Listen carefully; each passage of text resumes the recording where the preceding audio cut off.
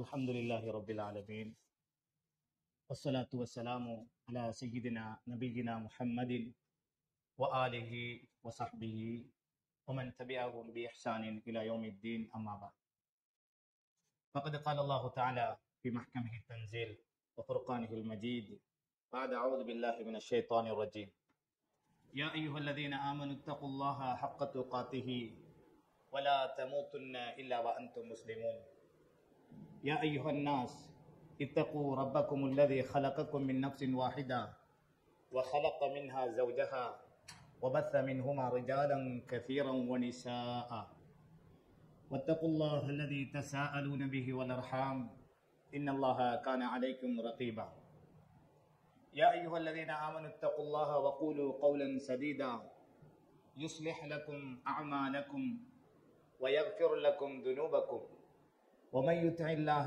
ورسوله فقد فاز فوزا عظيما சர்வ புகழும் புகழ்ச்சியும் சர்வலோகங்களையும் படைத்து ஆட்சி செய்து கொண்டிருக்கின்ற பலநாயகன் அல்லாஹ் ஒருவனுக்கு சொந்தமானது.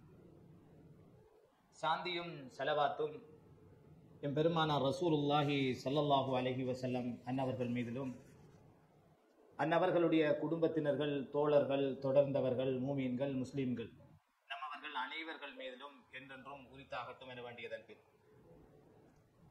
அன்புக்குரிய தாய்மார்களே, சகோதரிகளே, வாரந்தோறும் பெண்களுக்காக ஏற்பாடு செய்யப்பட்டு நடைபெற்று வருகிற இந்த மார்க்க வகுப்பினுடைய தொடர்பிலே நாங்கள் இன்று பார்க்க இருக்கிற தலைப்பு நபிகள் நாயகம் ஸல்லல்லாஹு அலைஹி வஸல்லம் அவர்களுடைய சிறப்பு பண்புகள் என்ற அடிப்படையில், அல்லது வியக்க வைக்கிற நபிகளாருடைய நற்பண்புகள் என்கிற அடிப்படையில் சில செய்திகளை அல் குர்ஆன் சுன்னாவிலிருந்து ஞாபகப்படுத்தலாம் என நினைக்கின்றேன்.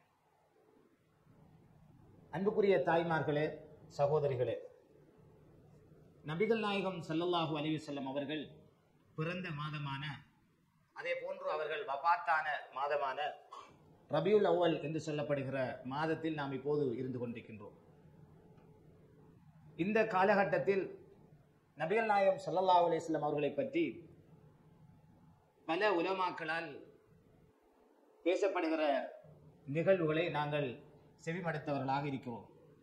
அதே அடிப்படையில் தான் நானும் இந்த சந்தர்ப்பத்தில் அல்லாஹ்வுடைய தூதர் ஸல்லல்லாஹு அலைஹி வஸல்லம் அவர்களுடைய சிறப்பு பண்புகள் என்ற அடிப்படையில் அவர்கள் தன்னுடைய வாழ்க்கையில் எடுத்து நடந்த சில பண்புகளை நமக்கு மத்தியில் ஞாபகப்படுத்தலாம் என நினைக்கின்றேன். அல் குர்ஆனிலே அல்லாஹு தஆலா நபிகள் நாயகம் ஸல்லல்லாஹு அலைஹி வஸல்லம் அவர்களுடைய பண்புகளை குறித்து பேசுகிற போது வஇன்னக லஅலா ஹுலுகின் அதீம், நபியே நாயகமே, நீங்கள் மகத்தான பண்புமிக்கவராக, நற்பண்பு மிக்கவராக இருக்கிறீர்கள் என்று அல்லாஹு தஆலா அல் குர்ஆனிலே குறிப்பிடுகின்றார்.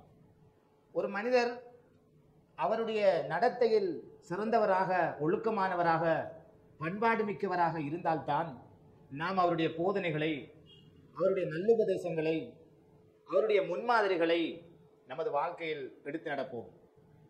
அந்த அடிப்படையில் தான் அல்லாஹு தஆலா தனது தூதுத்துவத்தை இந்த உலகத்துக்கு முன்வைப்பதற்காக தேர்ந்தெடுத்த தூதரை மனிதர்கள் எந்த வகையிலும் குறை சொல்ல முடியாத அளவுக்கு மிக பக்குவமானவராக, பண்பாடு மிக்கவராக அல்லாஹ் தேர்ந்தெடுத்தார். ஜாஹிலியா காலத்திலே வாழ்ந்த மக்களே அந்த தூதரை அஸ்வாதிக், உண்மையாளர், அல்-அமீன், நம்பிக்கைக்கு பாத்திரமானவர் என்று போற்றுகிற, புகழ்கிற அளவுக்கு அல்லாஹ்வுடைய தூதர் ஸல்லல்லாஹு அலைஹி வஸல்லம் உடைய பண்புகள் காணப்பட்டது.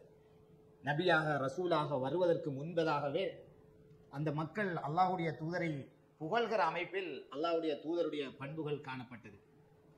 அல்லாஹ் இன்னும் ஒரு இடத்திலே லகத் கான லகும் ஃபி ரசூலில்லாஹி உஸ்வத்துன் ஹஸனா, நபிகள் நாயகம் ஸல்லல்லாஹு அலைஹி வஸல்லம் அவர்களிடத்திலே உங்களுக்கு அழகிய முன்மாதிரி இருக்கிறது என்று அல்லாஹ் பேசுகின்றார். நபியே, நீங்கள் பண்புகளால் மிக உயர்ந்தவராக இருக்கிறீர்கள் என்று ஓரிடத்திலும், மற்றொரு இடத்தில் அல்லாஹ்வுடைய தூதர் முஹம்மது நபி ஸல்லல்லாஹு அலைஹி வஸல்லம் அவர்களிலே உங்களுக்கு அழகிய முன்மாதிரி இருக்கிறது என்றும் அல்லாஹ் சொல்லுகின்றார். நபிகள் நாயகம் ஸல்லல்லாஹு அலைஹி வஸல்லம் சொன்னார்கள், இன்னமா புஇஸ்து லிஉதம்மிம மகாரிமல் அஹ்லாக். நான் நபியாக அனுப்பப்பட்டதெல்லாம், ரசூலாக இந்த உலகத்துக்கு அனுப்பப்பட்டதெல்லாம் நற்பண்புகளை உங்களுக்கு மத்தியில் பரிபூரணப்படுத்துவதற்கு தான் என்று குறிப்பிட்டார்கள். இந்த செய்திகளை எல்லாம் பார்க்கிற போது அல்லாஹ்வுடைய தூதருடைய இந்த மாதிரியான சிறப்புகளுக்கு அவர்களிடத்திலே காணப்பட்ட பண்புகள் மிக முக்கியமான காரணமாகும். அப்படி என்ன வகையான பண்புகள் இருந்தது என்று பார்த்தோம் என்றால் அந்த விஷயங்கள் எல்லாம் மிக மிக சாதாரணமான விஷயங்கள். ஆனால் நாம் அந்த விடயங்களில் எப்படி இருக்கிறோம் என்பதை ஒப்பிட்டு பார்க்கிற போது அல்லாஹ்வுடைய தூதருடைய அந்தஸ்துகளையும் நமது நிலைமைகளையும் இலகுவாக புரிந்து கொள்ளக்கூடியதாக இருக்கும். அந்த வகையிலே மிக எளிமையான விஷயங்கள். முதலாவது விடயம், நபிகள் நாயகம் ஸல்லல்லாஹு அலைஹி வஸல்லம் அவருடைய சிறப்பு பண்புகளில் ஒன்று என்னவென்றால், அவர்கள் தந்த வாழ்க்கையில ஒரு நாளும் சாப்பாட்டில் குறை சொன்னதே கிடையாது. நபிகள் நாயகம் ஸல்லல்லாஹு அலைஹி வஸல்லம் உடைய சிறப்பு பண்புகளில் ஒன்று என்னவென்றால், தான் உண்ணுகிற உணவில ஒரு நாளும் அல்லாஹ்வுடைய தூதர் எந்த குறையும் சொன்னதில்லை. அபூ ஹுரைரா ரலியல்லாஹு அன்ஹு அறிவிக்கின்ற ஹதீஸ், மா ஆபன் நபியு ஸல்லல்லாஹு அலைஹி வஸல்லம் தஆமன் கத். கத்து என்று சொன்னால் அறவே, ஒரு நாளும் அல்லாஹ்வுடைய தூதர் சாப்பாட்டில் எந்த ஒரு உணவிலும் குறை சொன்னதே கிடையாது. இனிஸ்தஹாஹு அக்கலஹு, அவர்களுக்கு பிடித்தால் சாப்பிடுவார்கள். வ இன் கரிஹஹு தரக்கஹு, பிடிக்கலன்னா அல்லாஹ்வுடைய தூதர் சாப்பிடாமல் விட்டு விடுவார்கள். சஹீஹ் புகாரி, சஹீஹ் முஸ்லிமிலே இந்த செய்திகள் பதிவாகியிருக்கிறது. அவர்களும் நம்மளைப் போல ஒரு மனிதர் தான். நமக்கு இருக்கிற இயல்புகள் அவர்களுக்கும் இருக்கிறது தான். ஆனாலும் அந்த தூதர் பண்பாடுகளால் பக்குவமானவர். சில குடும்பங்கள் சாப்பாட்டு விஷயங்களால பிரிஞ்சிருக்கிறத நாங்கள் பார்க்கிறோம். சின்ன சின்ன விஷயங்களுக்கு குடும்பங்கள் பிரிகிற ஒரு நிகழ்வு, விசேடமாக சாப்பாட்டு விடயங்களால தொடர்ந்து உப்பை கூடுதலாக போட்டு அந்த பொம்பளை சமைச்சு கொடுத்தா என்ற காரணத்துக்காக, அல்ல தலைமுடி அந்த உணவுக்குள்ள இருக்குது என்ற காரணத்துக்காக, இப்படியான சில காரணங்களுக்காக குடும்பங்கள் பிரிகிற அளவுக்கு இந்த விடயங்கள் பாரதூரமாக இருப்பதை நாங்கள் பார்க்கிறோம். சில ஆண்களுக்கு சாப்பிட்டு கொண்டிருக்கிற போது கல்லு கடிபட்டு விட்டால் அந்த சபையை அமர்க்களமாகிவிடும். முடி கிடந்து விட்டால் அந்த இடத்துல நிம்மதியாக மற்றவர்களும் சாப்பிட முடியாத அளவுக்கு கலவரமாகிவிடும். ஆனால் அல்லாஹ்வுடைய தூதர் எமக்கெல்லாம் மிகப்பெரிய முன்மாதிரி என்று அல்லாஹ் சொல்லுகிற அந்த தூதர் ஒரு நாளையில தான் சாப்பிடுகிற சாப்பாட்டில் உப்பு கூட என்றோ குறையண்டோ அவியல் என்றோ பொரியல் என்றோ அல்லாஹ்வுடைய தூதர் குறை சொன்னதே கிடையாது. அதே போன்று மற்றொரு சிறப்பு பண்பு என்னவென்றால், ரசூலுல்லாஹி ஸல்லல்லாஹு அலைஹி வஸல்லம் அவர்கள் தன்னுடைய சொந்த விடயங்களுக்காக யாரையுமே பழி வாங்கியதில்லை. நபி ஸல்லல்லாஹு அலைஹி வஸல்லம் அவர்கள் தன்னுடைய தனிப்பட்ட விஷயங்களுக்காக யாரையும் ஒரு நாளும் பழி வாங்கினதே கிடையாது. ஆயிஷா ரலியல்லாஹு அன்ஹா, அல்லாஹ்வுடைய தூதர் ஸல்லல்லாஹு அலைஹி வஸல்லம் மனைவிமார்களில் ஒருவர் சொல்லுகிறார்கள், நபிகள் நாயகம் ஸல்லல்லாஹு அலைஹி வஸல்லம், வமன் தகம ரசூலுல்லாஹி ஸல்லல்லாஹு அலைஹி வஸல்லம் லினஃப்ஸிஹி ஃபீ ஷைஇன் கத், தனக்காக தன்னுடைய சொந்த விஷயங்களுக்காக ஒரு நாளும் அல்லாஹ்வுடைய தூதர் பழி வாங்கியதே கிடையாது. ஆனாலும் அல்லாஹ்வுடைய ஹுர்மத்துகள் மீறப்படுகிற சந்தர்ப்பங்களில் தவிர அதற்கு பழி வாங்கியிருக்கிறார்கள், அல்லது ஹத்துகள் நிறைவேற்றப்படுகிற சந்தர்ப்பங்களில் தவிர மற்றும்படி தன்னுடைய சொந்த விஷயங்களுக்காக ரசூலுல்லாஹி ஸல்லல்லாஹு அலைஹி வஸல்லம் பழி வாங்கியதில்லை. உதாரணமாக, இஸ்லாம் சில குற்றங்களுக்கு தண்டனைகளை சொல்லி இருக்கின்றது. அந்த குற்றங்களை செய்கிற போது அதற்குரிய தண்டனை வழங்குவார்கள். ஜிஹாத் என்று வருகிற போது அந்த நேரத்தில் பழி வாங்கி போராட்டங்களில் ஈடுபடுவார்கள். ஆனால் தனிப்பட்ட விஷயங்களில், தனக்கு அநியாயம் இழைக்கப்படுகிற விஷயங்களில் அதற்கு பழி வாங்க மாட்டார்கள். உதாரணமாக, பத்ர் யுத்தத்திலே நபிகள் நாயகம் ஸல்லல்லாஹு அலைஹி வஸல்லம் அவர்களுக்கும் முஸ்லிம்களுக்கும் மிகப்பெரிய வெற்றி கிடைத்தது. இதற்கு பழி வாங்குவதற்காக அபூ சுஃபியான் அவர்களுடைய தலைமையிலே வந்த குழுவினர் நபிகள் நாயகம் ஸல்லல்லாஹு அலைஹி வஸல்லம் அவருடைய சாச்சா ஹம்சா ரலியல்லாஹு அன்ஹு அவர்களை கொலை செய்து விடுகிறார்கள். மிக மோசமான முறையில் கொலை செய்கிறார்கள். இது எவ்வளவு பெரிய சோகமான நிகழ்வு.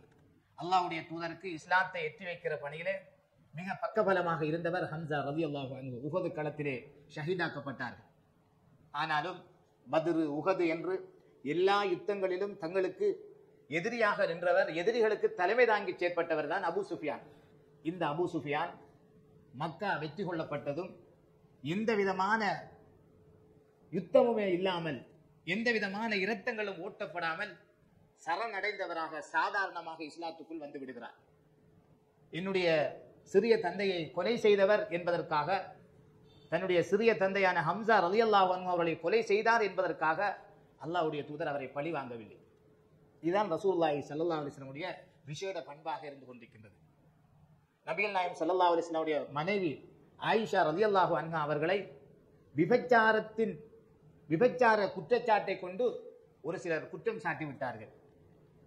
ஒரு சந்தர்ப்பத்திலே அவர்கள் ஒரு கோஷ்டியோடு பிரயாணம் செல்கிற நேரம் அங்கே அவர்கள் தவற விடப்பட்டு விடுகிறார்கள். அந்த களத்திலே ஒரு சஹாபி அவர்களை, அந்த பொருட்கள், விடுபட்ட பொருட்களை எடுத்துக்கொண்டு வருவதற்காக நியமிக்கப்பட்ட சஹாபி அந்த பொருட்களை தேடி திரிகிற போது இந்த ஆயிஷா ரலியல்லாஹு அன்ஹா அவர்களை கண்டுவிடுகிறார்கள். வருகிற போது அழைத்து வருகிறார்கள்.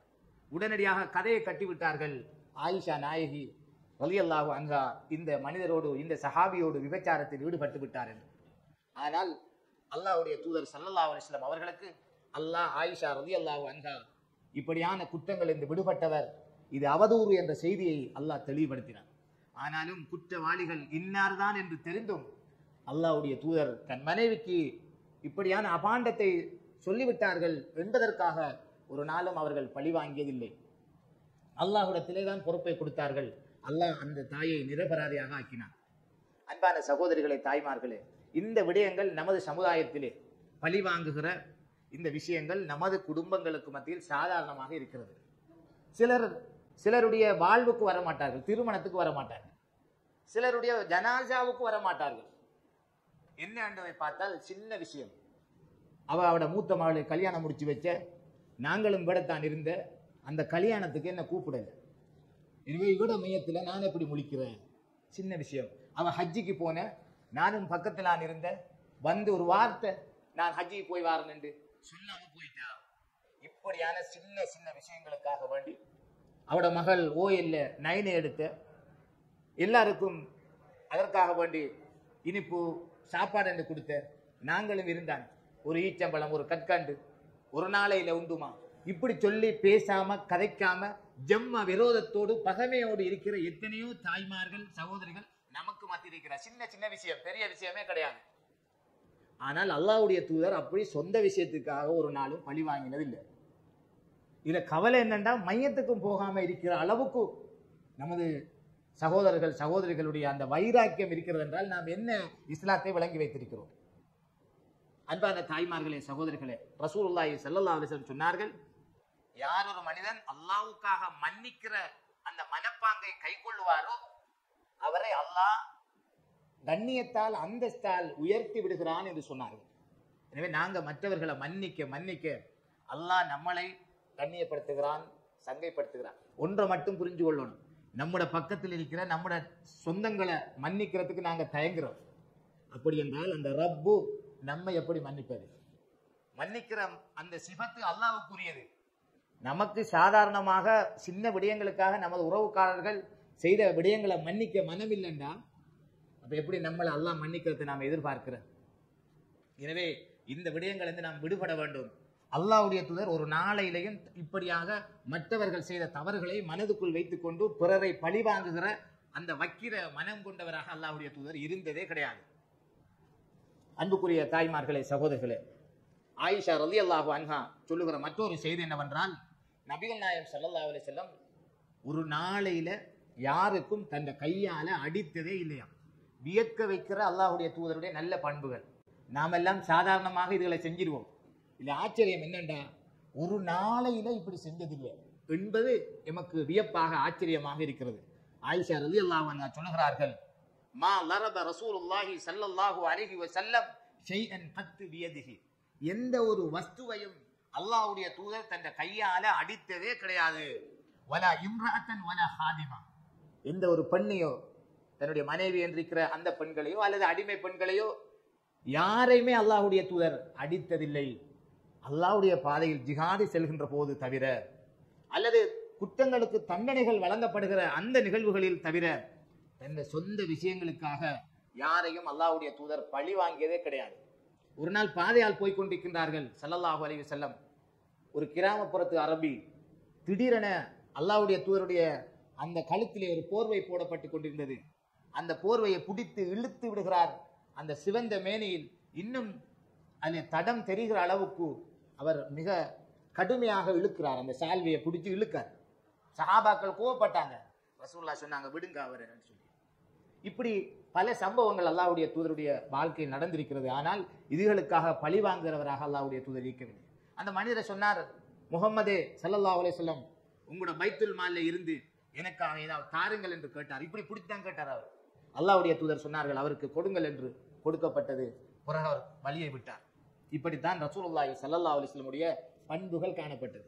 நமக்கு ஒரு சின்ன வார்த்தை பேசிட்டார் என்பதற்காக, நமக்கு ஒரு சின்ன ஒரு விஷயத்துல நம்மளோட விருப்பத்துக்கு மாற்றமாக நடந்துட்டார் என்றதுக்காக உம்மாவோடு பேசாம, வாப்பாவோடு பேசாம, மாமாவோடு பேசாம, மாமியோடு பேசாம, கூட பிறந்த சகோதர சகோதரிகளோடு உறவில்லாமல் இருக்கிற எத்தனையோ பேர்கள் இருக்கிறார்கள். அல்லாஹ் இப்படியான உள்ளங்களுக்கு மத்தியில் மாற்றத்தை ஏற்படுத்த வேண்டும். அடுத்ததாக நபிகள் நாயகம் ஸல்லல்லாஹு அலைஹி வஸல்லம் சிறப்பு பண்புகள்ல ஒன்று என்னவென்றால், சாய்ஸுக்காக, தெரிவுக்காக ஒரு விடயம் கொடுக்கப்பட்டு, ரெண்டுல ஒன்றை தெரிவு செய்து கொள்ளுங்க என்று சொல்லி கொடுக்கப்பட்டால் அதுல இலகுவானதையே தெரிவு செய்து கொள்வார்கள், பாவமாக இல்லாமல் இருந்தார். கஷ்டமானதை ரசூலுல்லாஹ் தெரிவு செய்து அவர்கள் தனக்கும் அதே போன்று மற்றவர்களுக்கும் கஷ்டமாக்கிக் கொள்வதற்கு விரும்புவதில்லை. மா ஹுய்யிர நபியு ஸல்லல்லாஹு அலைஹி வஸல்லம் பைன அம்ரைனி இல்லா இக்தார ஐஸரஹுமா மாலம் யஸம். ரசூலுல்லாஹ் பாவம் இல்லாமல் இருக்கிற வரைக்கும் அந்த விஷயங்கள்ல இலகுவானதையே தேர்ந்தெடுத்துக் கொள்வார்கள். பாவமாக இருந்தால் தூரமாகி விடுவார்கள். உதாரணம், பல சம்பவங்கள் இருக்கின்றது. ஒரு சந்தர்ப்பத்தில் ரசூலுல்லாஹி ஸல்லல்லாஹு அலைஹி வஸல்லம் அவர்களிடத்திலே ஒரு சஹாபி வந்து கேட்டார், அல்லாஹ்வுடைய நபியை ஒவ்வொரு வருஷமும் ஹஜ்ஜி செய்யணுமா என்று. ரசூலுல்லாஹ் மௌனமாக இருந்தார்கள். இவர் திரும்ப திரும்ப கேட்டுக்கொண்டே இருந்தார், மௌனமாகவே இருந்து விட்டார். சொன்னார்கள், நீங்க கேட்ட நேரமெல்லாம் நான் ஆம் என்று பதில் அளித்திருந்தால் ஒவ்வொரு வருஷமும் ஹஜ்ஜி செய்யறது கடமையாக ஆகியிருந்திருக்கும் என்று சொன்னார்கள்.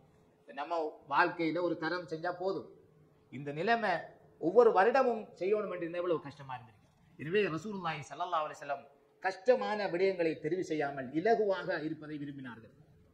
நபிகள் நாயகம் ஸல்லல்லாஹு அலைஹி வஸல்லம் அவர்கள் ரமலானுடைய காலத்திலே இரவு தொழுகையில் ஈடுபடுகிற அதே நேரம் சஹாபாக்களுக்கு இமாமாக நின்று ஒரு சந்தர்ப்பத்தில் தொழுகை நடாத்தினார்கள். அல்லாஹ்வுடைய தூதருக்கு பின்னால் தொழுவதற்காக சஹாபாக்கள் பெருந்திரளானவர்கள் வந்து விட்டார்கள். பள்ளியும் காண வெளியிலெல்லாம் நின்று தொழுகிற அளவுக்கு நிரம்பி விட்டது. ஒரு நாள் திடீரென ரசூலுல்லாஹி ஸல்லல்லாஹு அலைஹி வஸல்லம் வீட்டுக்குள்ளே இருந்தவர்கள் வெளியே வரவே இல்லை தொழுகை நடத்துவதற்காக. மிக நீண்ட நேரங்கள் சஹாபாக்கள் காத்துக்கொண்டே இருந்தார்கள், வரல. என்ன என்று கேட்டபோது ரசூலுல்லாஹி ஸல்லல்லாஹு அலைஹி வஸல்லம் சொன்னார்கள், நான் வந்து இப்படி தொடர்ந்து உங்களுக்கு இதனை தொழுகை நடாத்தி இருந்தால் இந்த தொழுகை உங்களுக்கு ஃபர்லாக ஆக்கப்பட்டிருக்கும். நீங்க அதை செய்ய இயலாம கஷ்டப்பட்டு போயிருப்பீங்க. எனவேதான் நான் அதை விரும்பல என்று ரசூலுல்லாஹி ஸல்லல்லாஹு அலைஹி வஸல்லம் அவர்கள் கூறினார். இப்படி மக்களுக்கு இலகுவை விரும்புகிற ஒரு மனிதராக ரசூலுல்லாஹி ஸல்லல்லாஹு அலைஹி வஸல்லம் அவர்கள் இருந்தார். இது எப்ப விளங்கும் என்றால், அந்த பொறுப்பில, அதிகாரத்தில, பதவிகளில் இருக்கிறவர்கள் தான் சார்ந்திருக்கிற தன் நிர்வாகத்துக்கு கீழ் இருக்கிறவர்களோடு எப்படி நடந்து கொள்ள வேண்டும் என்கிற அமைப்பில் இந்த விஷயத்தை பார்த்தால் நாம் அவர்களுக்கு மென்மையாக நடந்து கொள்கிற, அவர்களுக்கு இலகுவானதை விரும்புகிற அந்த விஷயங்களுக்கு அல்லாஹ்வுடைய தூதருடைய இந்த செயற்பாடு மிகப்பெரிய முன்மாதிரியாக இருந்து கொண்டிருக்கின்றது. அது குடும்ப தலைவிகளும் தான், குடும்ப தலைவர்களும் தான், அதிகாரிகளும் தான், எல்லோரும் தான் இந்த விஷயத்தில் அல்லாஹ்வுடைய தூதருடைய இந்த செயற்பாட்டை முன்மாதிரியாக கொள்ள கடமைப்பட்டவர்களாக இருக்கிறோம். அடுத்த ஒரு சிறப்பு பண்பு, ரசூலுல்லாஹி ஸல்லல்லாஹு அலைஹி வஸல்லம் அவர்கள் கடுமையாக வெட்கப்படுகிறவர்களாக இருந்தார்கள். எந்த அளவுக்கு என்றால், ஒரு கன்னி குமர் பிள்ளை எப்படி வெட்கப்படுமோ அதை விடவும் கூடுதலாக அல்லாஹ்வுடைய தூதர் வெட்கப்படுவார்கள். திரைக்குள்ள இருக்கிற அந்த பிள்ளைகள் திடீரென வெளியே வரமாட்டாது. இப்படியான ஒரு சூழல் அல்லாஹ்வுடைய தூதர் ஸல்லல்லாஹு அலைஹி வஸல்லம் அவர்களுக்கு இருந்தது. அவர்கள் ஒரு நாளும் தன் மேனியை காட்டிக் கொண்டிருக்கிறவராக, அல்லது தன்னுடைய துடைப்பகுதிகளை பிறர் பார்க்கிற அமைப்பில் இருக்கிறவர்களாக அல்லாஹ்வுடைய தூதர் இருக்கவில்லை. அந்த அளவுக்கு வெட்க சுபாவத்தோடு இருந்தார்கள். குறிப்பாக சொல்வதாக இருந்தால், அவர்களுக்கு வெறுக்கத்தக்க, மார்க்கத்துக்கு முரணான ஒரு விஷயம் ஒன்று நடந்தால் அல்லாஹ்வுடைய தூதருடைய முகத்திலே விளங்கிவிடும் என்று அபு சயீத் அல் குத்ரி ரலியல்லாஹு அன்ஹு அவர்கள் சொல்கிறார்கள். அந்த அளவுக்கு அல்லாஹ்வுடைய தூதர் வெட்கம் பேணுகிறவர்களாக இருந்தார். வெட்கம் என்பது ஒரு மூமின் இடத்துல கட்டாயம் இருக்கணும். நாம மூமின் என்பதற்கு அடையாளமே வெட்கம் தான். யாரிடத்திலே வெட்கம் இல்லையோ அவரிடத்திலே ஈமானே இருக்காது.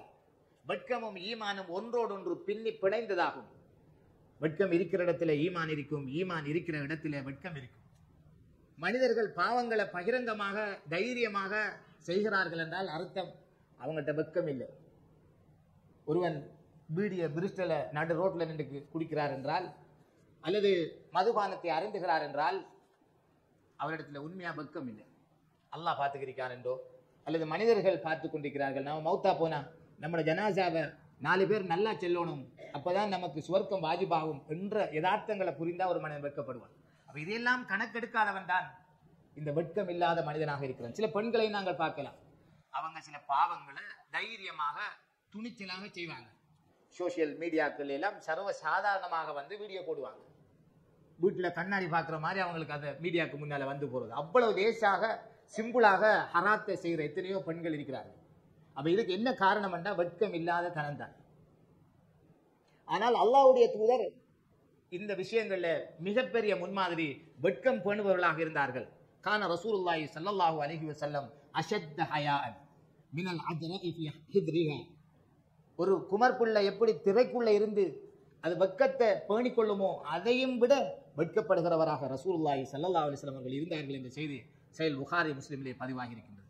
அதே போன்று நபிகள் நாயகம் ஸல்லல்லாஹு அலைஹி வஸல்லம் இன்னும் ஒரு சிறப்பு பண்பு என்னவென்றால், தனக்கு கீழே வேலை செய்கிறவர்களோடு அல்லாஹ்வுடைய தூதர் நடந்து கொண்ட விதமே வித்தியாசமானது, விசித்திரமானது. அவர்களுடைய அந்த நடைமுறையை பற்றி அவர்களிடத்தில் 10 வருடங்கள் வேலை செய்த அனஸ் இப்னு மாலிக் ரலியல்லாஹு அன்ஹு சொல்கிறார்கள். மதீனாவிலிருந்து மக்காவிலிருந்து மதீனாவுக்கு ரசூலுல்லாஹி ஸல்லல்லாஹு அலைஹி வஸல்லம் ஹிஜ்ரத் வந்தபோது மதீனாவாசிகள் ஒவ்வொருவரும் வந்து ரசூலுல்லாஹ்க்கு தங்களாலான உதவிகளை செய்தார்கள். என்னென்ன இந்த இஸ்லாத்தினுடைய வளர்ச்சிக்கு அல்லாஹ்வுடைய தூதருக்கு என்னென்ன உதவி எல்லாம் செய்ய முடியுமோ அத்தனையும் செஞ்சார்கள். உம்மு சுலைம் என்று சொல்கிற ஒரு தாய் அல்லாஹ்வுடைய தூதரிடத்திலே வந்து தன்னுடைய கையில இருந்த மகன்தான் அனஸ் ரலியல்லாஹு அன்ஹு. அந்த அனஸ் ரலியல்லாஹு அன்ஹு சிறுவராக இருந்தார்கள். அவர்களை கொண்டு வந்து கொடுத்து சொன்னார்கள், அல்லாஹ்வுடைய நபியே, அனசுன் ஹாதிமுக, இந்த அனஸ் உங்களுக்கு ஊழியனாக இருப்பார், உங்களுக்கு பணிவிடை செஞ்சு கொண்டிருப்பார். நீங்க அப்படி பணிவிடை செய்கிற ஒருவராக இவரை நீங்க எடுத்துக்க யார் சொல்லலாம். ஒவ்வொரு ஆட்களும் ஒவ்வொரு ஹெல்ப்பை பண்ணிக்கிற நேரம் இந்த தாய் என்ன செய்யறா, தன்னை பிள்ளைய கொண்டு வந்து அல்லாஹ்வுடைய தூதருக்கு ஹிதுமத்து செய்யறதுக்காக கொடுக்குறான். அவ எதிர்பார்த்த என்ன தெரியுமா, அவ சொன்னா, யார் ரசூலுல்லாஹ் ஃபதுல்லாஹ லஹு, இவருக்கு நீங்க வேற ஒன்றும் செய்ய தேவையில்லை, சம்பளம் எல்லாம் தர தேவையில்லை, இவருக்காக நீங்கள் துவா செய்தால் போதுமானது என்று கூறினார்கள். அப்போது அல்லாஹ்வுடைய தூதர் அவருக்காக துவா செய்தார்கள். அவருடைய செல்வத்தில் அதிகரிப்பையும் அதே போன்று அவருடைய அறிவில் அபிவிருத்திக்குமாக அல்லாஹ்வுடைய தூதர் அவருக்கு துவா செய்தார்கள் என்ற செய்திகளை ஹதீஸ்களை பார்க்கிறோம். அன்புக்குரிய தாய்மார்களே, சகோதரர்களே, இந்த விஷயங்கள்ல இந்த அனஸ் ரலியல்லாஹு அன்ஹு சொல்கிறார்கள், நான் 10 வருடங்கள் வேலை செஞ்சேன், ரசூலுல்லாஹ்க்கு பணிவிடை செய்தேன். இந்த தாய் கொண்டு வந்து ஒப்படைச்சத்திலிருந்து 10 ஆண்டுகள் பணிவிடை செய்தேன். ஆனால் அந்த 10 வருஷத்துல ஒரு நாளும் கூட அல்லாஹ்வுடைய தூதர் அவர் சொல்றார், வல்லாஹி மா காலலி உஃபின் கத்து, அல்லாஹ் மீது ஆணையாக சொல்கின்றேன், ஒரு நாள் கூட அல்லாஹ்வுடைய தூதர் சி என்று சொல்லல என்னை பார்த்து. வலா காலலி ஷைஇன் லிமா ஃபஅல்த கதா, ஒரு விஷயத்தை நான் செஞ்சதுக்காக நீ ஏன் இப்படி செஞ்சாய் என்றோ அல்லது ஏன் இப்படி நீ செய்யவில்லை என்றோ ஒரு நாளும் கேட்டதில்லை. அல்லாஹ்வுடைய தூதர் நம்மிலிருந்து வித்தியாசமாக அவருடைய பண்பாடுகளால் பக்குவமானவர் என்பதற்கு இவைகள் மிகப்பெரிய சான்று. ஒரு நாளையில கூட 10 வருஷம் ஒரு மனிதனுக்கு சாத்தியப்படுற விஷயம். அந்த அளவுக்கு நாமெல்லாம் வியந்து பார்க்கிற அளவுக்கு தான் அல்லாஹ்வுடைய தூதருடைய பண்புகள் இருந்தது. அதான் நான் இதுக்கு தலைப்பிட்டேன், வியக்க வைக்கிற அல்லாஹ்வுடைய தூதருடைய நற்பண்புகள். அந்த அளவுக்கு நாம யோசிக்க முடியாத அளவுக்கு 10 வருஷம் ஒரு ஆளுக்கு கீழே இருந்து அவர் சி என்று சொன்னதில்லை. அந்த ஊழியரை பார்த்து நீ ஏன் இப்படி செஞ்சா என்று கேட்டதில்லை, நீ இப்படி செஞ்சிருக்கலாம் தானே என்று சொன்னது கிடையாது. இந்த அனஸ் ரலியல்லாஹு அன்ஹு சொல்கிறார்கள், சில நேரம் அல்லாஹ்வுடைய தூதர் முக்கியமான வேலைக்கு என்ன அனுப்புவார்கள். நான் போய் இந்த வயசுல உள்ள பிள்ளைகள் விளையாடிக்கிட்டு இருப்பாங்க, நான் அப்படி அந்த வேலையை மறந்து அவங்களோட சேர்ந்து விளையாடி போட்டு வந்துடுவேன். ஆனா இப்படிப்பட்ட ஒருவருக்கு தான் அல்லாஹ்வுடைய தூதர் ஒரு நாளும் ஏசினதில்லை, சி என்று கூட சொன்னதில்லை என்றால் இந்த தூதர் ஸல்லல்லாஹு அலைஹி வஸல்லம் பண்புகள் எப்படிப்பட்டவை என்பதை சிந்தித்து பாருங்கள். இந்த செய்தியும் சஹீஹ் முஸ்லிமிலே பதிவாகி இருக்கின்றது. அடுத்ததாக அன்பான தாய்மார்கள், இந்த விஷயங்களை நமது செயற்பாடுகளோடு ஒப்பிட்டு பாருங்க. ஊழியனுக்கு அறையிற ஆக்கள் இருக்காங்க, கடையில வேலையிற பொஸ்மார், அவர் கடையில வேலையிற ஆக்களுக்கு அடிக்கிற ஆக்கள் எல்லாம் இருக்காங்க, கதவை பிடி போட்டு சம்பளத்தை கொடுக்காம விரசுற ஆக்கள் இருக்கிறாங்க, டைமுக்கு சாப்பாடு கொடுக்காத ஆக்கள் இருக்கிறாங்க, இவ்வளவு எல்லாம் சிரமப்படுத்துகிறவர்கள் இருக்கிறார்கள், தொழுகைக்கு கூட நேரம் கொடுக்காத சில முதலாளிமார் இருக்கின்றார்கள். ஆனால் இந்த சஹாபி சொல்லுகிறார்கள், அல்லாஹ்வுடைய தூதர் வார்த்தைகளால் கூட என்னை நோவினை செய்யவில்லை என்றால் இந்த தூதரைத்தான் அல்லாஹ் நமக்கு முன்மாதிரி என்று சொல்கின்றார். ஒரு சும்மா சாதாரண ஒரு ஆளை கொண்டு வந்து காட்டி இவரை நீங்க பின்பற்றுங்க நல்லா சொல்லல. அல்லாஹ் நமக்கு முன்மாதிரி என்று சொன்ன தூதர் யாராலும் விமர்சிக்கப்பட முடியாத பண்புகளால் பக்குவமான ஒருவர் தான் அந்த தூதர் ஸல்லல்லாஹு அலைஹி வஸல்லம். இன்னும் ஒரு வியக்கிற ஒரு நட்பண்பு என்னவென்றா, ஒரு நாளையில அல்லாஹ்வுடைய தூதர் அந்நிய பெண்கள்ல கையை கூட தொட்டது இல்லையா. நபிகள் நாயகம் ஸல்லல்லாஹு அலைஹி வஸல்லம் அவர்கள் தன் வாழ்நாளில ஒரு நாளேனும் அந்நிய பெண்களுடைய கைகளை தொட்டதே கிடையாது.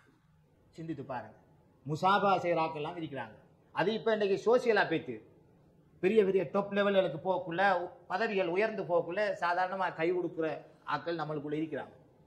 ஆனால் நமக்கெல்லாம் முன்மாதிரி என்று அல்லாஹ் அடையாளப்படுத்தின அந்த தூதர் சொல்லுகிறார்கள், இன்னி லா உசாஃபிஹுன் நிஸாஅ, நான் ஒரு நாளும் பெண்களுக்கு முசாபஹா செய்ய மாட்டேன் என்று சொன்னார்கள். அன்பான சகோதரர்களே, தாய்மார்களே, நசாய், இப்னு மாஜா போன்ற கிரந்தங்களில் பதிவாயிருக்கிறது. நபிகளாருடைய மனைவி ஆயிஷா ரலியல்லாஹு அன்ஹா சொல்லுகிறார்கள், மா மஸ்ஸத் யது ரசூலில்லாஹி ஸல்லல்லாஹு அலைஹி வஸல்லம் யதம்ரஅத்தின் இல்லா இம்ரஅத்தன் யம்லிகுஹா. ஒரு நாளும் அல்லாஹ்வுடைய தூதருடைய கை மற்ற எந்த ஒரு அந்நிய பெண்ணுடைய கையையும் தொட்டதில்லை, தன்னுடைய அடிமைகள் தன்னுடைய மனைவிமார்களுடைய கைகளை தவிர. மற்றும்படி யாரையும் ரசூலுல்லாஹ் தொட்டு கூட பார்த்ததில்லை. இந்த செய்தி புகாரில் இடம்பெற்றிருக்கின்றது. என்றால் அல்லாஹ்வுடைய தூதர் எவ்வளவு ஒரு புனிதமானவர், மகத்துவமானவர் என்பதை சிந்தித்து பாருங்க. நமக்கு யாரை நாங்கள் ரோல் மாடலாக எடுக்கிறோம்? படங்களிலே, நாடகங்களிலே வரக்கூடிய அந்த கதாநாயகர்களை, கதாநாயகிகளைத்தான் நாங்கள் என்ன செய்கின்றோம்? எங்களுக்கு ரோல் மாடல். அவங்களோட வாழ்க்கையை பார்த்தா வெட்கி தலைகுனிய வேண்டி வரும். அவங்க திருமணம் ஆகாமலே பல வருடங்களாக வாழ்ந்து கொண்டிருப்பார்கள் ஒரே வீட்டில். இப்படி ஒரு அருவருப்பான அசிங்கமான வாழ்க்கை வாழுகிறவர்களைத்தான் நமது சமுதாயம் முன்மாதிரிகளாக கொள்கிறார்கள். என்றால் நாம் எந்த அளவுக்கு மார்க்க விடயங்களில் பலவீனமாக இருக்கிறோம். ஆனால் அல்லாஹ் நமக்கு முன்மாதிரி என்று சொன்ன முகமது நபி, அவர் ஒரு நாளையில ஒரு பெண்ணுடைய கையை தொட்டதில்லை என்றா அல்லாஹ் எவ்வளவு தூய்மையை நம்மிடத்திலிருந்து எதிர்பார்க்கிறான் என்பதை சிந்தித்து பாருங்க. நபிகள் நாயகம் ஸல்லல்லாஹு அலைஹி வஸல்லம் சில சந்தர்ப்பத்தில் பெண்களிடத்துல பையத் எடுப்பாங்க, ஹிஜ்ரத்துக்கு மற்றும் உள்ள சில விஷயங்களுக்காக. ஆனால் அதை வார்த்தைகளால பேசித்தான் அந்த உடன்படிக்கை எடுத்தார்களே தவிர மற்றும்படி ஆண்களிடத்துல கையை கொடுத்து எடுப்பது போல எடுத்ததில்லை. இந்த ஹதீஸ்களும் புகாரி முஸ்லிமிலே பதிவாகி இருக்கிறது. அடுத்த ஒரு ரசூலுல்லாஹ்வுடைய சிறப்பு பண்புகள்ல ஒன்று என்னவென்றால், அல்லாஹ்வுடைய தூதர் அதிகமாக தாராளமாக தர்மம் செய்வதாக இருப்பார்கள். நாம் நினைப்போம் இது நாங்களும் இதை செய்கிறோம் தானே என்று. ரசூலுல்லாஹி ஸல்லல்லாஹு அலைஹி வஸல்லம் அவர்கள் ஒரு வருமானத்தோடு, ஒரு பிக்சட் வருமானத்தோடு இருந்து கொண்டு இதை செய்யல. நபிகள் நாயகம் ஸல்லல்லாஹு அலைஹி வஸல்லம் நபியாக ஆகிறதுக்கு முன்பு வியாபாரம் செஞ்சிருக்கிறாங்க, ஆடு மேய்ச்சிருக்கிறாங்க. ஆனால் அல்லாஹ்வுடைய தூதர் நபியாக மாறிய பிறகு தனக்கு கிடைக்கிற சொற்ப வருமானங்கள் இருந்து, விசேடமாக சதக்கா அவங்களுக்கு ஹராம், ஜகாத்து ஹராம், ஆனால் அன்பளிப்புகள் மட்டும்தான் ஆகுமானது. இப்படி எப்பயாவது அன்பளிப்புகள் கிடைத்தால் அதை அதிகம் தர்மம் செய்வார்கள். ரசூலுல்லாஹ்வுடைய வாழ்க்கை எப்படின்னா, 3 நாளைக்கு வீட்டில அடுப்பு எரியாம தொடர்ந்து இருந்திருக்குது. அவ்வளவு நிலைமை, வறுமை நிலைமை. அவருடைய மனைவிமார்கள் சொல்லுகின்றார்கள், எங்களோட வீடுகள்ல அதிகமாக ஈச்சம்பழமும் தண்ணியும் இதுதான் எங்களுக்கு உணவாக இருக்கும். இப்படித்தான் அதிகமான நாட்கள் கடந்திருக்கிறது. ரசூலுல்லாஹி ஸல்லல்லாஹு அலைஹி வஸல்லம் வஃபாத் ஆகிற போது அவங்களோட கவசம் ஒரு யூதனிடத்துல அடகு வைக்கப்பட்டிருந்த நிலையில் தான் அவங்களோட உயிர் பிரிந்தது. என்னத்துக்காக அடகு வச்சாங்கன்னு சொன்னா, உணவு பொருட்களை வாங்குறதுக்கு, சாப்பாட்டு பொருட்களை வாங்குறதுக்காகத்தான் அந்த பொருட்களை அடகு வச்சிருந்தாங்க. இவ்வளவு ஒரு உணவுக்காக போராடுகிற ஒரு சூழல், சாப்பாட்டுக்கு ஒரு கஷ்டமான நிலைமை, இந்த மாதிரியான நிலையில் இருந்த ஒருவர் தான் தனக்கு கிடைக்கிறது எல்லாம் அல்லாஹ்வுடைய பாதையில் அதிகம் தர்மம் செய்தார். இதான் ஆச்சரியம். நமக்கு என்னன்னா, நமக்கு எல்லாம் இருக்குது, கொடுக்கிறதுக்கு மனசு மட்டும் இல்லை. ஜகாத் என்பது அல்லாஹ் கடமையாக்கின கட்டாயமானது, அதை கூட கொடுக்கறதுக்கு விருப்பம் இல்லை. இன்னும் ஒரு மிக மோசமான ஒரு விஷயம் நமது சமுதாயத்தில் நடக்குதுன்னா, யாருக்காவது என்னையாவது கொடுத்தா அதுக்கும் ஒரு இல்லை. இவங்களும் கொடுக்கறதும் இல்லை, கொடுக்கிறவங்களுக்கு கொடுக்கறத விடுறதும் இல்லை. நாம கொடுக்கலாட்டியும் யாருக்காவது கொடுத்தா அதை ஊக்குவிக்கணும், அல்ல தூண்டணும். ஆனால் அதுக்கு தடையாக இருக்கிற சில அகலிக்கிறாங்க. அவருக்கா கொடுக்கிறீர்கள், அவக்கா கொடுக்கிறீர்கள், அவக்கு என்னத்துக்கு நீங்க கொடுக்கணும், இப்படி என்ன தின்னான்னு சொல்லி அதை தடுத்துரு. அல்லாஹ் குர்ஆன்ல அதை எச்சரிக்கிறான். அரஐத்தல்லதி யுகத்திபு பித்தீன், மறுமை நாளை பொய்ப்பிக்கிறவனை நீங்க பாத்தீங்களா? ஃபதாலிக்கல்லதி யதுஉல் யதீம், அவன்தான் அனாதைகளுக்கு கொடுக்கிறதை தடுக்கிறான். வலா யஹுல்லு அலா தஆமில் மிஸ்கீன், ஏழை எளியர்களுக்கு கொடுக்கிறதுக்கு தூண்டுறான் இல்ல, உணவளிக்கிறதுக்கு தூண்டுறான் இல்ல, இவன் தான் மறுமையை பொய்யாக்குறவன் என்று அல்லாஹ் பேசுறான். நாமளும் கொடுக்கணும், மற்றவங்களையும் கொடுப்பதற்கு தூண்ட வேண்டும். நமக்கு கொடுக்க இயலாட்டியும் இன்னொரு ஆள் கொடுக்கக்குள்ள தடுக்கிறாக்களாக இருந்து விடக்கூடாது. ரசூலுல்லாஹி ஸல்லல்லாஹு அலைஹி வஸல்லம் ஒரு நாள் அபூதர் ரலியல்லாஹு அன்ஹு அவங்களோட உஹது மலையை நோக்கி நடந்து போறாங்க. உஹது மலைன்றது உங்களுக்கு தெரிஞ்சிருக்கும். சுமார் 8 கிலோமீட்டர் அளவு அதனுடைய நீள பகுதி. அவ்வளவு பிரமாண்டமான ஒரு மலை தொடர். அந்த அவ்வளவு பெரிய மலையை காட்டி சொன்னாங்க, அபூதர்ரே, இந்த உஹது மலை அளவு தங்கம் என்னிடத்தில் இருந்தாலும் நான் யாருக்காவது கடன்கள் கொடுக்கறதுக்கு இருந்தா அதை கொடுத்து போட்டு மிச்சம் உள்ளத 3 நாளைக்கு மேல நான் வெச்சுக்கிரிக்க மாட்டேன். அவ்வளவுத்தையும் அல்லாஹ்வுடைய பாதையில நான் தர்மமாக கொடுத்து விடுவேன். வலது பக்கம் இடது பக்கம் முன்னால் பின்னால் என்று வாரி வாரி வழங்கி முடிச்சிடுவேன். அப்படியே அல்லாஹ்வுக்காக கொடுப்பேன் என்று சொன்னார்கள் ஸல்லல்லாஹு அலைஹி வஸல்லம். இந்த பண்பு, இந்த மனசு நம்மிடத்துல வசதிக்காரர்கள்ட்ட இருக்குதா என்று பார்த்தால் நம்ம எல்லாம் விட மிகப்பெரிய ஒரு முன்மாதிரியாக நாம் எல்லாம் வியந்து பார்க்கிற அளவுக்கு அல்லாஹ்வுடைய தூதரிடத்தில் இந்த பண்பு இருந்தது. அதே போன்று அன்புக்குரிய தாய்மார்களே, சகோதரிகளே, ரசூலுல்லாஹி ஸல்லல்லாஹு அலைஹி வஸல்லம் அவருடைய இன்னும் ஒரு மகத்தான பண்பு என்னவென்றால், அவர்கள் எம்மையெல்லாம் விட அந்தஸ்தில் கூடியவர்கள். அல்லாஹ் புகழ்ந்து சொல்லிக்கிறான் அவங்களை பத்தி. அகிலத்துக்கே அருட்கொடை.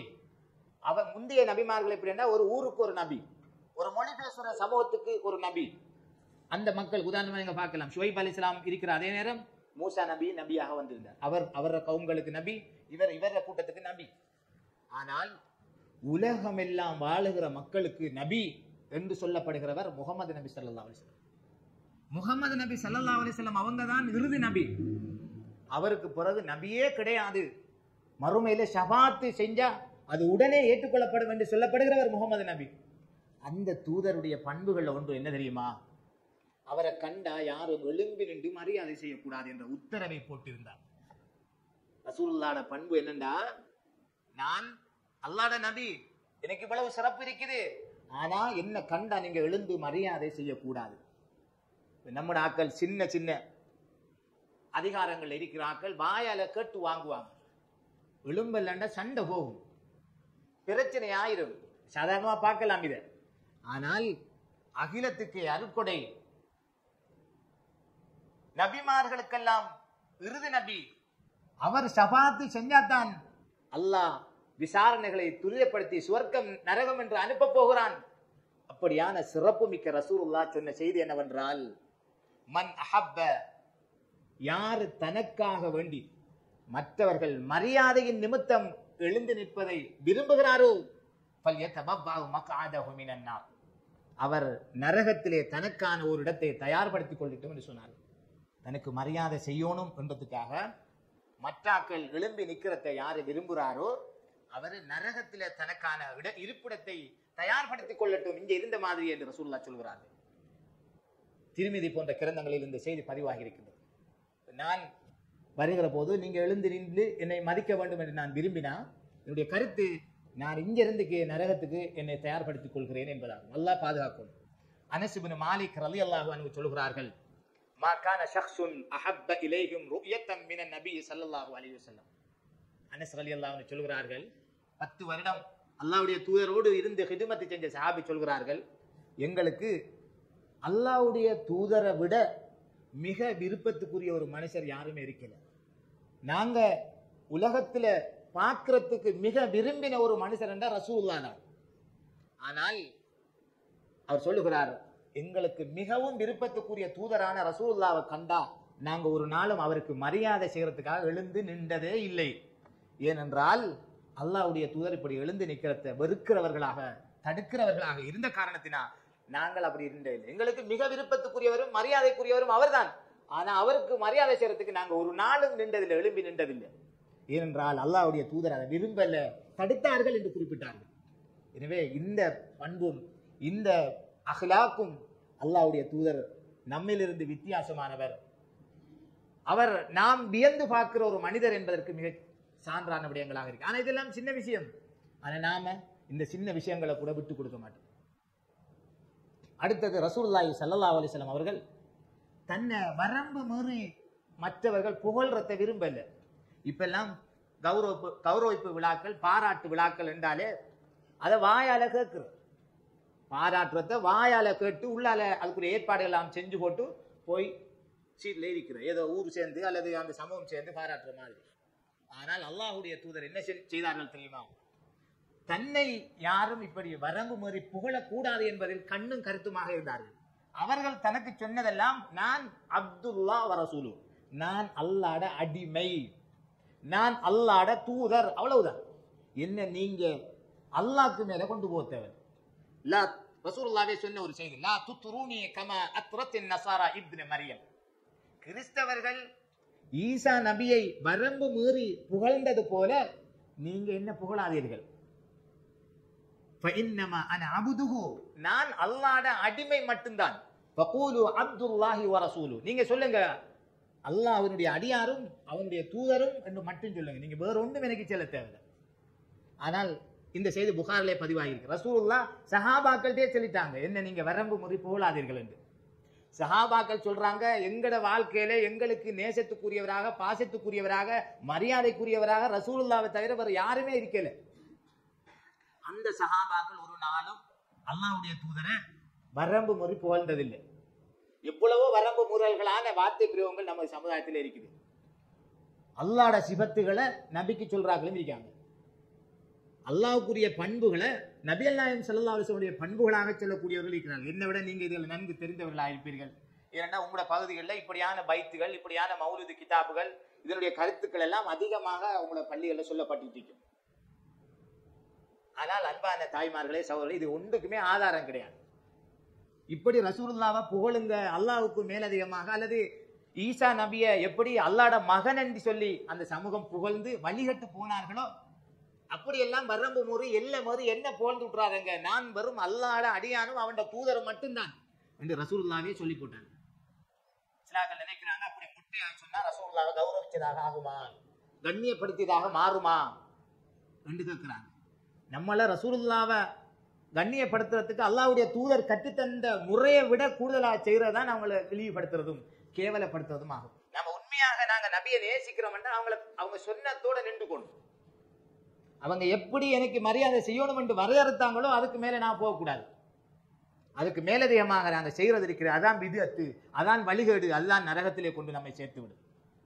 அல்லாஹ் பாதுகாக்க வேண்டும். அதே போன்று ரசூலுல்லாஹ் மரண படுக்கையில் இருந்து கொண்டிருந்தார்கள். கடுமையான நோய்வாய்ப்பட்டு மரணிக்கிற தருவாயில் இருந்த போது அல்லாஹ்வுடைய தூதருக்கு ஒரு பயம் ஒன்று ஏற்பட்டது. என்ன பயம் என்றால், எங்களுக்கு தெரியும் அந்த மதீனாவிலே மஸ்ஜித் நபவிக்கு பக்கத்தில் தான் அந்த நேரம் அந்த ரசூலுல்லாஹ்வுடைய வீடு இருந்தது. இப்போது அதையெல்லாம் ஒன்றாக இருக்கிற ஒரு நிகழ்வுகளை நாங்கள் பார்க்கிறோம். ரசூலுல்லாஹ் இதை பயந்தார்கள், இந்த ஆபத்தை உணர்ந்தார்கள். உடனே அதிகமாக சொன்னார்கள், லஅனல்லாஹ் அல் யஹூத வன் நஸாரா, யூதர்களையும் கிறிஸ்தவர்களையும் அல்லாஹ் சபிப்பானாக. இத்தஹது குபூர அம்பியாஇஹிம் மசாஜிதா, அவர்கள் தங்களுடைய நபிமார்கள் மரணித்து விட்டால் அவர்களுடைய அடக்க ஸ்தலங்களை வணக்க ஸ்தலங்களாக ஆக்கி கொண்டார்கள் என்று சொல்லிவிட்டு சொன்னார்கள், என்னுடைய கபூரை நீங்க என்ன செஞ்சிடாதீங்க, பள்ளியாக ஆக்கி விட்டுறாதீங்க, அதை கபூராக ஆக்கி விட்டுறாதீங்க, அதாவது மஸ்ஜிதாக மாற்றி விட்டுறாதீங்க என்பதில் ரசூலுல்லாஹ் மிக கடுமையான எச்சரிக்கையை விடுத்தார்கள். ஆனால் அல்லாஹ்வுடைய தூதருடைய அந்த வசியத்தை இன்றும் நிறைவேற்றப்பட்டுக் கொண்டிருக்கிறது. அவடத்துல போய் மேலதிகமாக டைம் எடுத்து தேவையில்லாத விஷயங்கள் செஞ்சா உடனே அதை தடுக்கிற செயற்பாடுகள், அதே போன்று அந்த கபூரை மட்டும் வேறையாக ஆக்கி அதுக்கு இல்ல போய் நின்று துளையில்லாத அளவுக்கு எல்லாம் செய்யப்பட்டிருக்கிறது, அல்ஹம்துலில்லாஹ். ஆனால் அந்த யூதர்களுடைய நடைமுறை எப்படி என்றால், அவர்கள் ஒரு நல்லவர் மரணித்தால் அவருடைய கபூருக்கு மேல் பள்ளியை உருவாக்கி ஒரு உருவப்படத்தை உருவாக்கி அவரை வணங்கி வழிபடுகிற ஒரு செயற்பாடு இருந்தது. சொல்லிவிட்டு சொன்னார்கள், ஃபஉலாஇக ஷிராருல் ஹல்கி இன்தல்லாஹி யௌமல் கியாமah, இவர்கள் அல்லாஹ்வுடைய படைப்புகளிலே மறுமையில் மிக மோசமான படைப்பு என்று ரசூலுல்லாஹ் சொன்னாங்க. நபிகளாருக்கு கபூர்களுக்கு மேல பள்ளிகளை உருவாக்கி அல்லது அவங்களோட கபூரை வணக்க ஸ்தலமா ஆக்குனாண்டு நபியே சொல்லி போட்டு போயிட்டாங்க. நபி ஸல்லல்லாஹு அலைஹி வஸல்லம் அவங்க சொல்றாங்க, எந்த கபூரையே நீங்க மஸ்ஜிதாக ஆக்கி அதை வணங்குகிற ஒரு இடமாக ஆக்கி விட்டுறாதீங்க. இப்படி நபி தண்ட கபருக்கு மேலேயே செய்யப்படான்னு சொல்லி இருக்கக்குள்ள நாம வேறு ஆட்களுக்கு ஒரு அவுலியான்னு சொல்லி ஒரு ஆள் அல்லது வேற சிறப்புக்குரிய ஒரு மகான் என்று ஒரு ஆளை அவரை கபூருக்கு மேல கட்டிடத்தை கட்டி பூமாலைகளை போட்டு சந்தன குச்சி போட்டு அல்லது எண்ணெய் ஊத்தி அதை வலம் வந்து அவடத்துல பாத்தியா ஓதி அல்லாஹு அக்பர் ரசூலுல்லாஹ் தனக்கே இதுகளை செய்யணும்னு சொல்லி இருக்கக்குள்ள சாதாரண மனிதர்கள் அல்லாஹ்வுடைய தூதரை விட அந்தஸ்துல குறைந்தவர்களுக்கு எப்படி செய்யலும்? மிகவும் இஸ்லாம் தடுத்த விடயம். இப்னு அப்பாஸ் ரலியல்லாஹு அன்ஹு அவர்கள் சொல்லுகிறார்கள், நபிகள் நாயகம் ஸல்லல்லாஹு அலைஹி வஸல்லம் அவர்கள் லஅன ரசூலுல்லாஹி ஸல்லல்லாஹு அலைஹி வஸல்லம் ஜவ்வாராத்தில் குபூர், கபூர்களை தரிசிக்கிற பெண்களை சபித்தார்கள். அதே போன்று அந்த கபூர்களை பள்ளிகளாக எடுக்கிறவர்களையும் சபித்தார்கள். அதிலே விளக்கு கொளுத்துகிற வெளிச்சம் கொளுத்தி கொண்டாடுகிறவர்களையும் சபித்தார்கள் என்ற செய்திகள் நாங்கள் பார்க்கின்றோம். ரசூலுல்லாஹ் துஆ செய்தார்கள், அல்லாஹும்ம லா தஜஅல் கப்ரி வஸனன் யுஅபது, வணங்கப்படுகிற சிலையாக இந்த கபூரை அல்லாஹ் நீ ஆக்கினார். சில கபூர்களை நாங்க பார்க்கிறோம், அவடத்துல போய் சில முடிச்சுகள் அந்த சீலைகளுக்குள்ள காசை வச்சு அவடத்துல கட்டுற நடைமுறைகள், சிலாக்கள் சுஜூதுல விழுந்து கிடக்கிற, தவாப் செய்கின்ற, எண்ணெய் உதைக்கிற, என்னென்ன மூலம் நடக்கும். அல்லாஹ்வுடைய தூதர் தனக்கு இப்படி வரக்கூடாது என்று அல்லாஹ்விடத்தில் பிரார்த்தித்தார்கள்.